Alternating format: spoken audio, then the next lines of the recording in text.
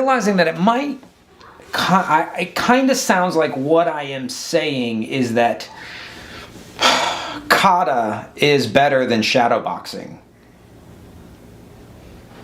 Yeah. Kata is better than shadowboxing. As you can hear, I see Mike yesterday had a very short piece within his video about a shadowboxing and why it's not great for everybody, and mentioned that kata are better than shadowboxing, and to a certain degree I agree. Welcome to Morning Karate Thought 69. I'm Les Bubka, and every morning I share with you a thought about karate. And this one is obviously sparked by IC Mike, and I do agree with him that most people do shadowboxing without a purpose, just to move around, maybe for a warm-up, and not using it as it should be done within a visualization method. So I've been in a sporting in the 90s.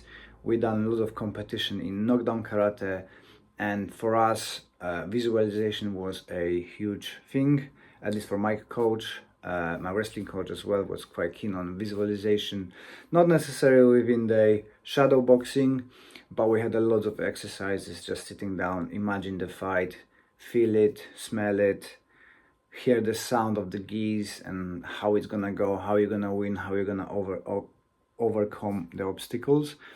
And then you would do it with a shadow boxing and imagine the exact fighting scenarios, combinations, how you overcome, how you fight with them. So as Mike said, it would be very specific combos, starting with one hit, maybe avoidance, step to the side, counter, but it was for very specific problems within the fighting.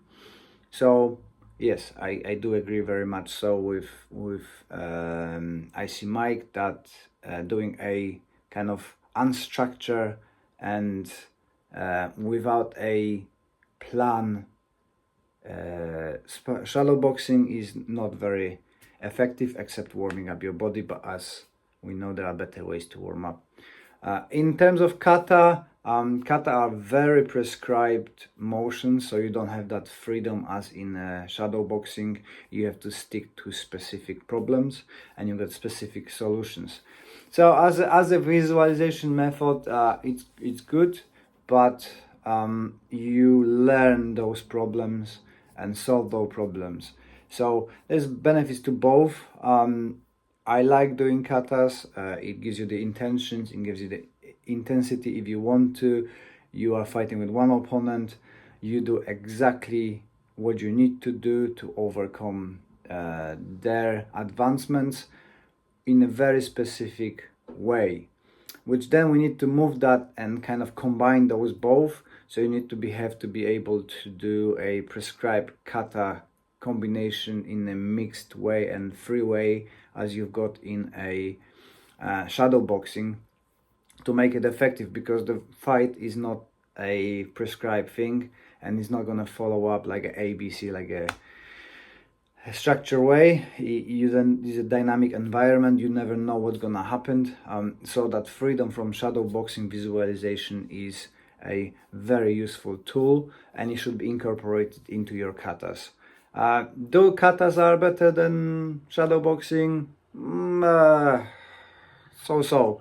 I think there are different tools for different needs, both within the visualizations. As you've got the first step of visualization, you would be doing a kind of meditative state.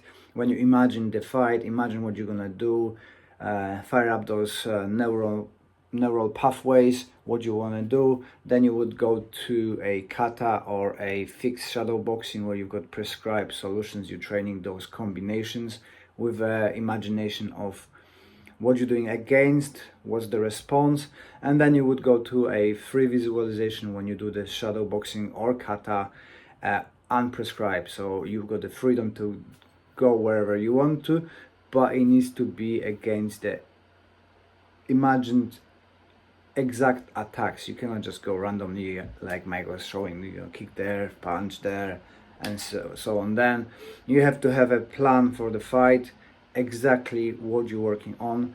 But that's go through all of your training. You should have a plan what you're doing for training. You should have a plan for kata or shadow boxing, and you should have a plan for sparring. If you're just going in and improvising all the time, this is not good structured training, and you're gonna be developing slower than the people who have a structure training approach with a plan. So that's my thought about the IC mic video.